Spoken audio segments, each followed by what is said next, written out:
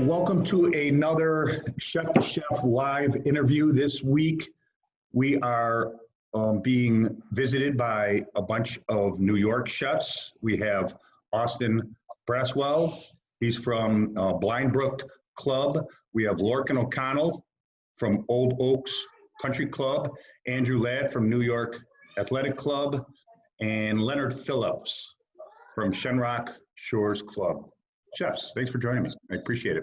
Thank you. We are about a week and a half, or really 2 weeks away from Memorial Day. We'll get into that in a minute, but I'd like to just start touching base on your carry-out procedures, the pros and cons of where you're at right now. Obviously, we can't serve everything we want to in this day and age of putting everything in a package or a to-go box and sending it out. Chef Austin, can you talk to me about what your plan is for curbside right now, and how have you been doing with it?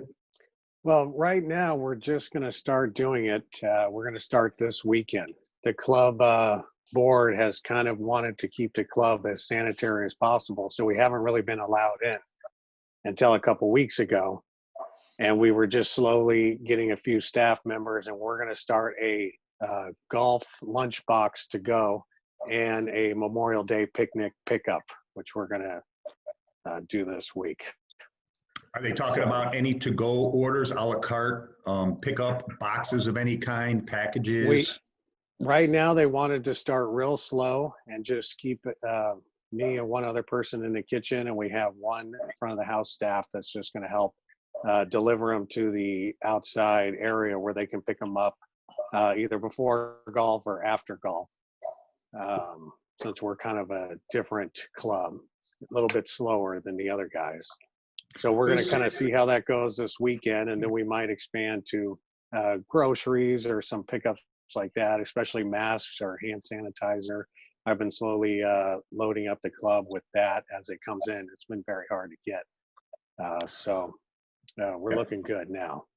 This would be a good call for you then. The other chefs will let you know. I know they've been open and being fairly busy with it, so maybe they can lend a little advice to you. Chef O'Connell, what's your program looking now from day to day? So we started about 3 weeks ago.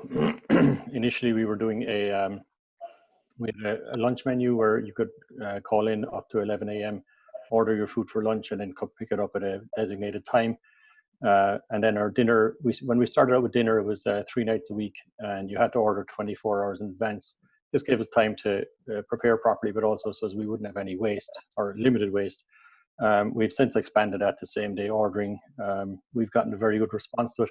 And also, I was able to bring back like a sous chef, a line cook, and a dishwasher, which was good to bring them back in, which gave us a little bit more flexibility. And now we've started doing our halfway house. So we have a grab and go menu at the halfway house. So everything is prepared in the main kitchen, packaged and sealed, and labels put on it, and then it'll be kept in a refrigerator at the halfway house. A member will walk in the door, they'll have to stay 8 feet. There's an 8-foot table, and there's a cook at the end of the table, and when they ask for what they want, he removes it from the fridge, puts it on a tray, and slides it down the table to the member, who then leaves the halfway house and goes back to their golf cart. Technically speaking, they're not supposed to eat on the golf course, but we know we can't control everything, so we're doing our best to make sure that there is no food preparation at the halfway house. That's not allowed yet. Our takeout dinner menu has been very successful. We're getting more and more responses to that. We're expanding the menu. We do it in a different way. We only do our pickups up to about 4 in the afternoon. All the food is prepared, placed in foil containers, oven ready. We put heating instructions with them. We put the garnish with them, and we do have photographs that we can send out to members. Sometimes I texted the members how a presentation should look if they want to do that, and we're encouraging them to do it, and then send us back photographs so that it's almost like a food competition to see who presents their food better. And that's gone down well, and now we're going to start Memorial Weekend boxes Friday, complete packages to do your own home barbecue for the weekend. So we're hoping that it gets the same attention. I think a lot of people are going to be pretty busy with that on Memorial Day. It is interesting, your point you bring up is that people want to open up halfway house or have food, but they don't want them sitting down. They don't want to eat it in the cart. It's convoluted how they're actually doing that for the golfers. Well, and this is the first weekend that we're actually going to have golf carts on our course. That just got Previously, approved too. Yeah. So previously, it was guys would either order their lunch before golf, just say if they were going out at 1 o'clock, they'd come up and they'd get it, have it in their car, and then go play golf.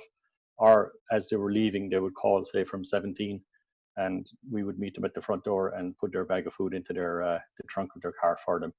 And also because we don't have bathrooms open on the golf course, that's become a problem as well. That you want someone to play 4.5, 5 hours now because they're walking and not use the bathroom. That's become a problem as well. Was never a problem for me.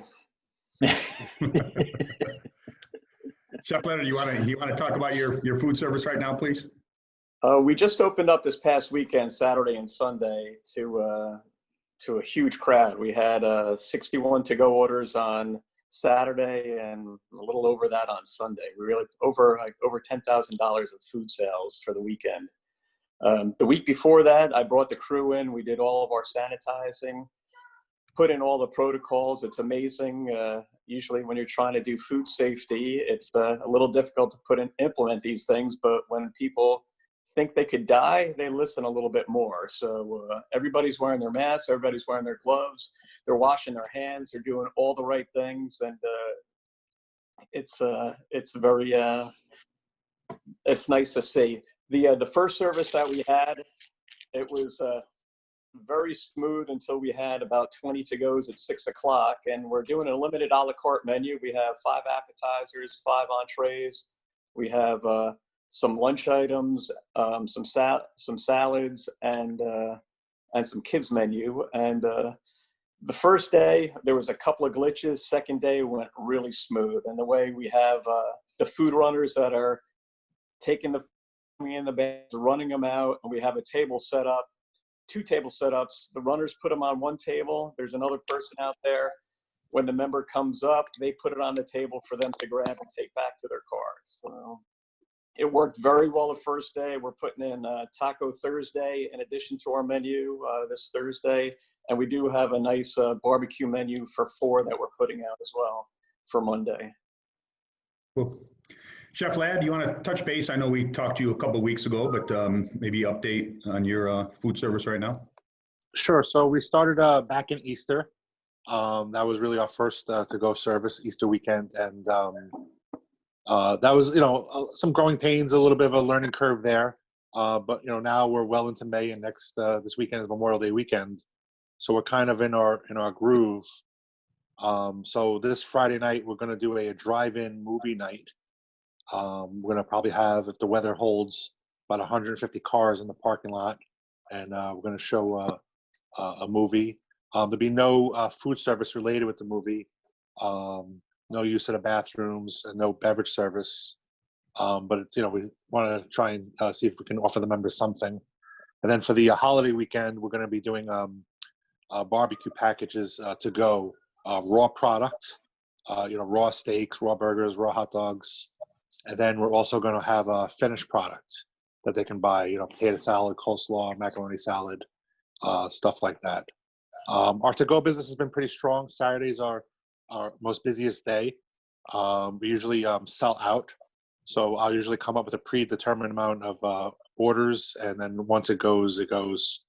And on Saturday, we've been pretty fortunate to sell out. We do a limited a la carte. Andrew? Say that again? What's that number? What's that number that you feel comfortable on a Saturday saying that's enough?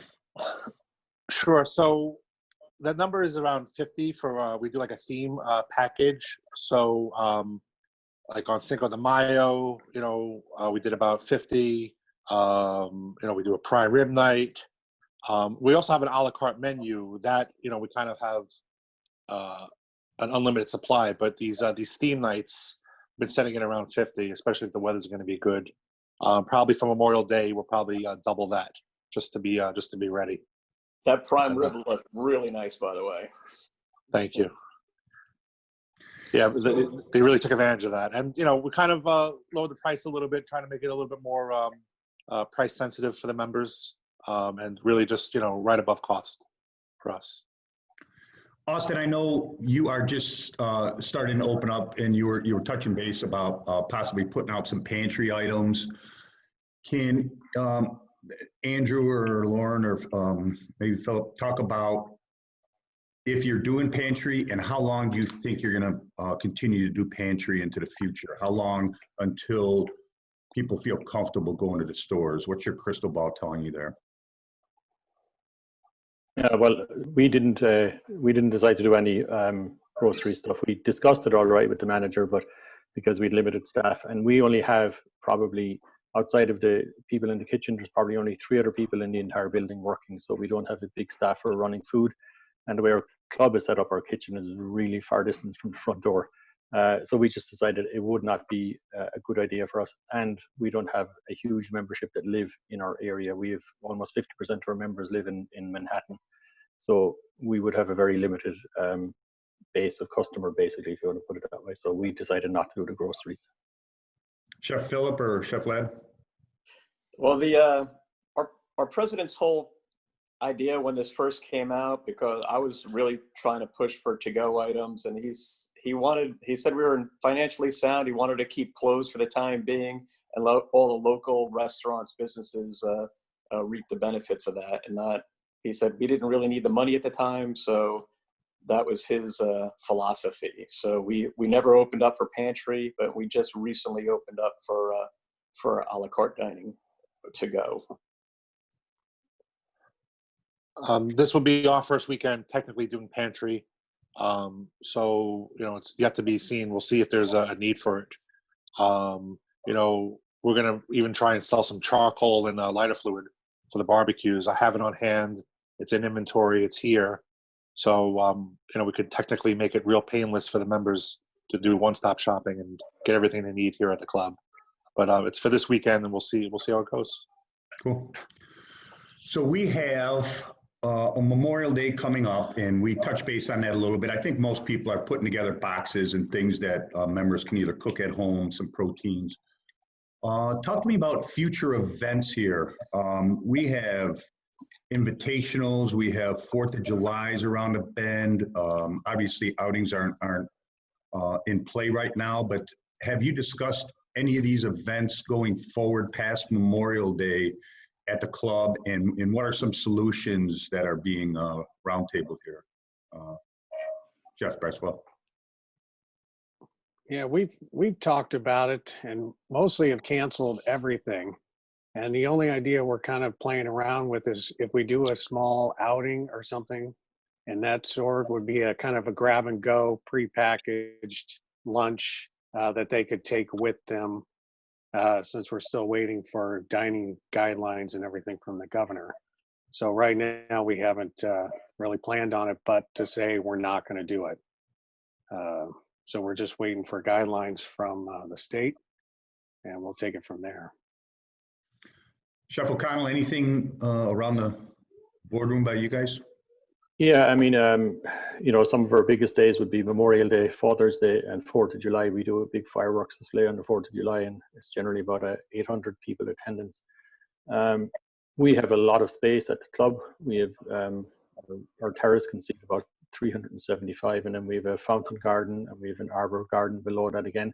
So we have the opportunity to spread everything out if we need to, but then we run into the problem of staffing because we did cancel all of our H2B staff coming up from Florida for the year. So basically we're down on a skeleton crew in the kitchen and the front of house. I think they might have 2 full-time employees that they're bringing back right now. So we have to monitor it and see what the demand is going to be and what we can also provide and still provide a good service to the membership. If we decide to go ahead with the fireworks, it might be a case of picnic baskets and have families socially distanced from each other because, again, such a big property, they can be anywhere in the property and get a good view of the fireworks. And we may set it up in such a way that we provide picnic baskets as they come in the gate, and they drive to their designated area, and then they just have their own picnic out there. With regards to the outings, we're still hoping that we can get a few of them in. We're in conversations with them as to what they want to do. We are in the process of buying and making some of the sneeze guards with the service hatch in them so that we can serve food out and maybe set up stations. While we can provide the station, we would ask the people then to socially distance at the relative station, whether it be a grill or a omelet station or whatever, so that they're not right beside each other. And that's probably bringing up another point, which is not related directly, but at what point does an employee become the enforcer of the rules for a member and say, hey, you can't stand there, why aren't you wearing a mask? Employees aren't comfortable doing that to a dues paying member. Yeah, that's a good point. Yeah, the members have to govern themselves, is what we've been talking to. Yeah, just like with the cell phone rules. Yeah. Chef Leonard? Well, it was funny because we just had a conversation yesterday with the person that's going to be running our snack bar. Our snack bar does a little over $200,000 between Memorial Day and Labor Day. Wow. And it's not open yet. We're deciding maybe that we're probably going to do the food out of the main kitchen and run it up via golf cart when we do open up. But we did ask, okay, if we are going to open up the snack bar, how many staff do we have available? And right now we do have 15 staff that are on call waiting to go, fortunately. Is that snack bar associated with your pool? Yes. Okay, so that's And it's also, and it surrounds the picnic area as well. Yeah. Chef Ladd, any talks? Yeah, so for our social activities calendar and our club events, our outings are mostly canceled, or we like to use the word rescheduled. Sounds a little bit nicer than canceled. But for our theme events, we're going to see if we can kind of convert them into to-go items. So whether it's a clam bake, we'll see if we can make that into a to-go box. These Southwestern themes. We're just basically going to try to convert all our club events into a to-go format. We're still kind of working out the kinks on our snack bars and our a la carte service. We'll probably set up the patio and see what it looks like at 25% capacity, see what it looks like at 50% capacity. Pretty soon we're going to start laying down markers in the kitchen, 6-foot markers. And I'll probably scale down the menu for the season and just see what kind of service we can offer. But we're still kind of working out some of those kinks. That's interesting. It's a 6-foot mark. It's so hard to do in your kitchen. You know what I mean? With the crossover and maybe somebody's back, you don't even notice. Kitchens weren't designed for that. Is that something you think we'll have to be conscious of in the future as we go through these things? There's some things that are going to stick with us and some that are going to eventually go away. I wonder if that 6 foot is going to stay with us for a little while around the kitchen and the masks and everything like that. Well, for this season, definitely 100%. So we're talking about our snack bar is very tight. So we're talking about eliminating one station so we can maintain that 6 foot mark. Here in the kitchen, I'm lucky that it's a little bit more generous in the space, so we can kind of spread out the staff a little more comfortably. But the snack bar is definitely a tight work environment, so probably have to cut the menu and eliminate a couple stations just to keep that distance. Yep. Yeah, we're just trying to keep a lot of non-kitchen staff out of the kitchen.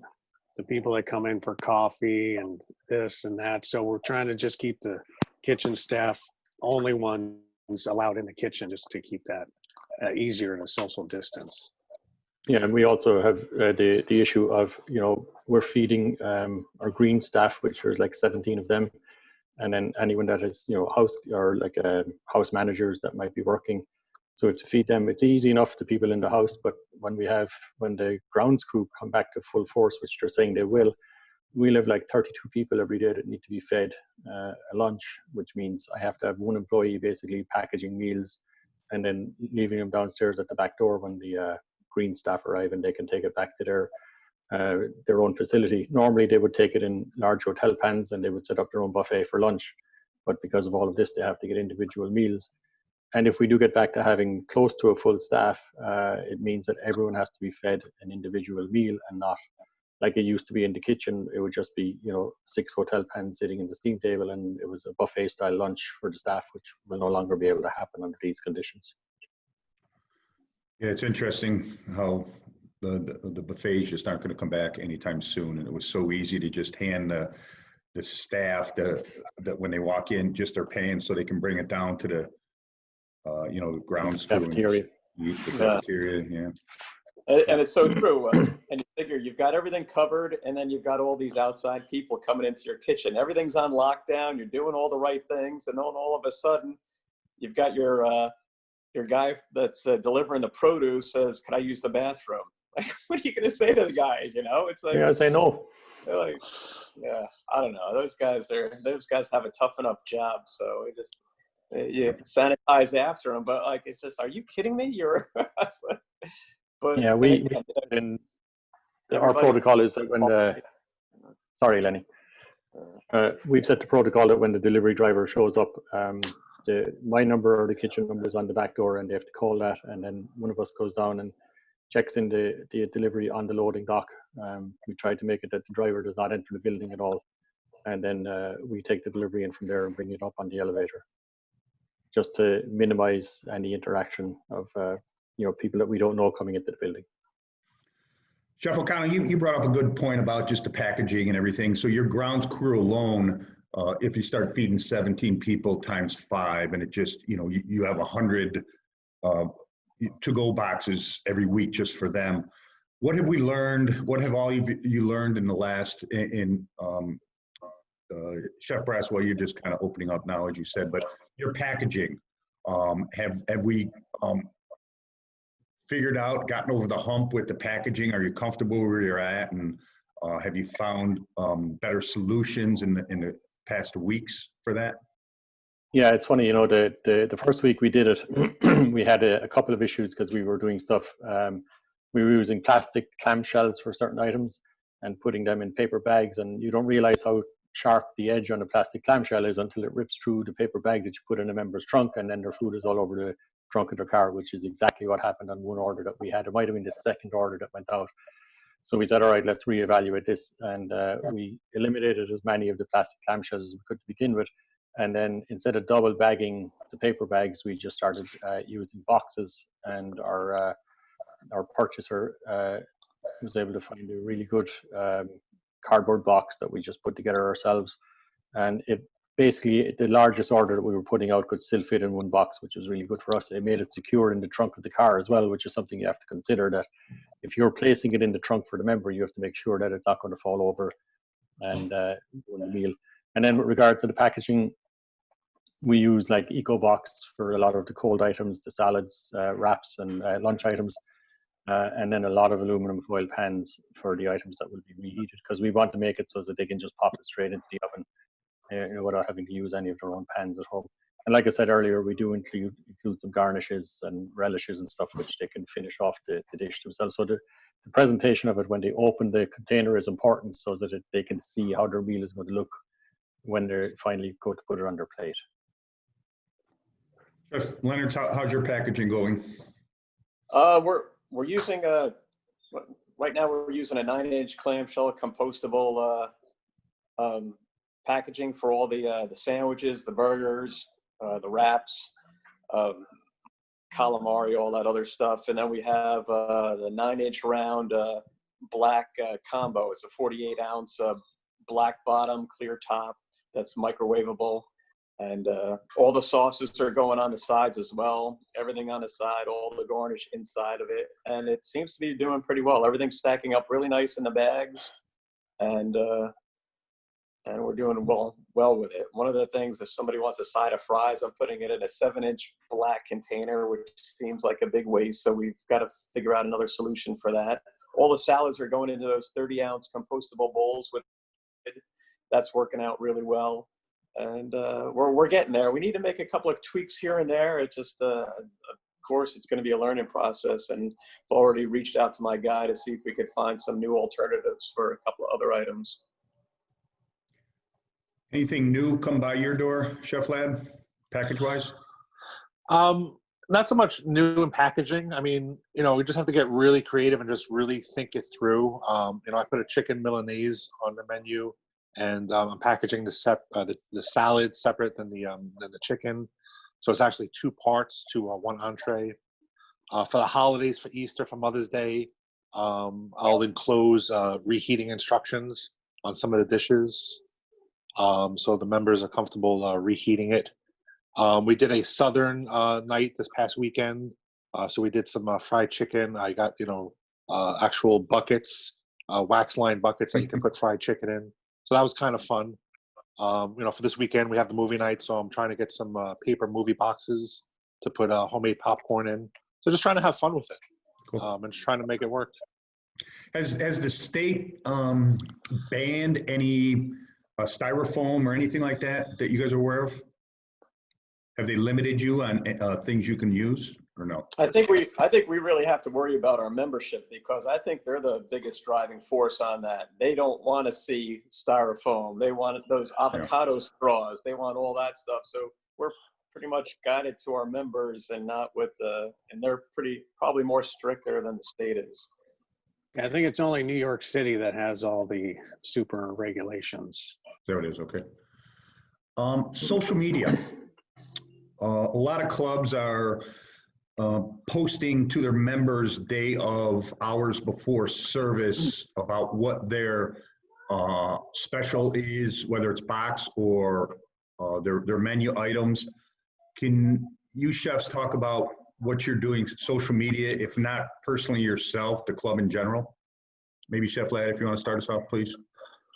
So we have an email blast that goes out twice a week, promoting the menu, promoting the special. So the emails are our go-to form. And then we kind of fill in a little bit with Instagram and Facebook. But email seems to be the preferred method for my club. Chef O'Connell? But on okay, sorry. Yeah. I was just going to say, on a personal level, sometimes I'll post something that I did, on my own personal Instagram, but it's not really club related. Okay. Yeah, we're pretty much the same at Old Oaks. Very much driven by the email that goes out, the weekly blast, or one is going out today with the new menus and the Memorial Day package. And then later on in the week, probably Thursday, we'll resend everything again. And if we want to make any changes or add any specials, that's going to be added in. We also do a lot, because all of my orders are done via email. I try not to take orders over the phone. This way we have a record of them. And when somebody is emailing, when I reply to them, I always, if there's something special or if there's something I know that this particular member likes, I'll include it in the email and say, if you wanted to have, whatever it may be, a lamb chop or whatever they were requesting beforehand, then know that it is available to them if they wanted it. So it's almost like having the special menu that you don't know about at a restaurant when you walk in there if you don't ask for it. So same way. Chef Leonard, emails or any other? We're doing blast emails, and we have an Instagram account that's followed by a lot of our members, which draws them to our website also, anything that we're doing on there. And Lorcan, you're taking all the orders by email? Yeah. Holy yeah, man. I take all the orders. And the reason for that is because we don't have any reception. We've no receptionists at the front desk. We don't have a whole lot of staff there, and it's easier for me. And I deal with a special type of membership. Let me put it that way, that they're very specific on what they like. So every order that comes in, there's going to be at least 3 emails to follow with special requests and with quantities. And, I still get the older members who, I think it's great that they're using email, but they'll order like a bowl of matzo ball soup. But, everything on the order is like a quart. And so someone will order and say, I want 6 bowls of matzo ball soup. So I'll email back and say, so you want like maybe 3 quarts at the most? And they're, oh yeah, that's fine. So I prefer to deal with that myself, because I will have questions. And if I was dealing with, say, a receptionist who would do a very good job but may not ask the questions I would ask, I still end up having to send the email back to them. So I'd rather have control over it for now until it starts getting busier and busier. And then definitely somebody that comes back in, maybe our catering, one of our catering managers will take it over after that. Yeah, we all kind of just went, ooh, like that's a whole. I'm going to do the same thing as Lorcan. All the orders will go through me, just like him. There's so many special requests that I'd rather just handle it myself instead of going through another person just to get it right. So I'll see how that goes this weekend. Yeah, the only drawback I will say with all of that is, and this has happened to me several times, is I take all the orders and then we get the names of the member printed so that it's on the box, on the sticker. And then they call up, and invariably some of our members, the wife will still keep their maiden name, but the membership is in the husband's name. So I'll have somebody show up and say, I'm here to pick up the order, and she'll use her maiden name, and I'll have that moment of panic and say, oh my God, I didn't get that order. And then I'll say, can you clarify the member number? And they give you the number, and you look at it and say, okay, thank goodness that was the number of, her husband. So it's one of those things like, but I'm constantly checking my email. I'm constantly doing searches to make sure that I'm missing one. And I'm probably putting extra work on myself, but at the end of the day, it gives me a better control over what we're doing. That is true, though, Chef, is because it can get lost in translation if it goes from receptionist maybe to food and beverage back to you, and then so something could get lost. That's a good point. So all of you have been very involved with the Westchester Club Chefs Association, and a really successful group there. And I believe you were all past presidents, with Andrew Ladd being current president. Talk to me about some of the charitable work you guys have taken on recently through this, or just prior to this. I'd like to hear about what you're giving back as a group. I think it's a good message. Andrew Ladd. Sure, I'll go first. So I had one of the managers reach out to me, who also happens to be a member of Club Chefs, and wanted to know if we could start doing meals to feed a couple of the local Westchester hospitals, and was looking for some support to reimburse for cost of paper goods or food. And in the beginning, everyone was kind of a little hesitant and actually maybe even a little scared to get back into the kitchen. The New York area was a really scary time in the beginning of March. But it started to take off and grow legs, where every week a different club would put together 100 meals a couple times a week and start making deliveries to the local Westchester hospitals. Lorcan has done a couple runs, Lenny's done a couple runs, I've done one, and so has Austin. I think in total with all the clubs to date, we've done 3,500 meals in total to the frontline hospital workers, in coordination with the Club Chefs of Westchester and the Club Managers Association. That's great. That's a great partnership. Chefs, we're getting close on time here. Just one last question. What can't you take off your menu if you want to save your job? Everybody has one. Last group of chefs I talked to, it was a pretty bizarre tomato dish. But Chef O'Connell, what's on your menu right now that you can't take off? Because my club is basically a Jewish club. If you don't have chicken matzo ball soup, you don't have a menu. So that's got to be there, no matter what, whether it's lunch or dinner, whether it's a wine dinner. It doesn't matter what kind of an event is going on. Chicken matzo ball soup has to be available at all times, and it has to be made properly. Did you inherit that recipe and you didn't mess with it? Or did you try and tweak it, or? When I got to Old Oaks, there was an issue with the consistency, it being being consistently good. And so I had to resolve a few issues, and I had to make sure that it was being made by the same person all the time, because that was the problem. They weren't following a standardized recipe.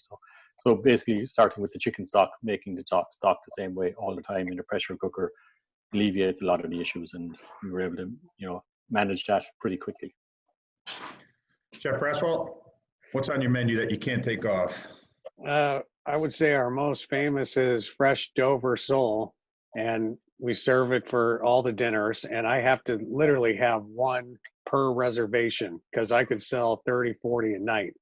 And we carve it table side, and it's actually done quite nicely, but they love it. How do you keep the fresh dough? Is there ever a point where you have to say, hey, the only thing I can get was frozen this week? Or that's a pretty consistent. We do it Friday nights. I usually put the order in on Tuesdays. And then if I need more, I can usually get it, but I've never had to buy frozen. I've been pretty lucky. That's crazy. Yeah. Chef Leonard? Yeah, it's a Dover sole as well. That's the one. And during the summertime, it's like probably anywhere from 20 to 30 a night between Wednesday and Saturday. It's crazy. Can't take it off. Chef Ladd, you want to keep your job? What do you save? Well, right now for dinner service, it's the filet mignon I don't think that's ever come off the menu. That's been on there since day one. And then for lunch, I'd probably say the club sandwich has always been on there. I know it's such a simple thing, but you kind of like, even when you're writing new menus, the first thing you write is club sandwich, and you just know that's never going to come off. Yeah, that and the Cobb salad. Club salad. Chefs, thanks very much. I appreciate your time. It's a Monday, and I know some of you took your day off to be with us, but I appreciate it. Good luck with the Memorial Day weekend, and thanks for giving us some insight into your club. Appreciate everything. Thanks very much.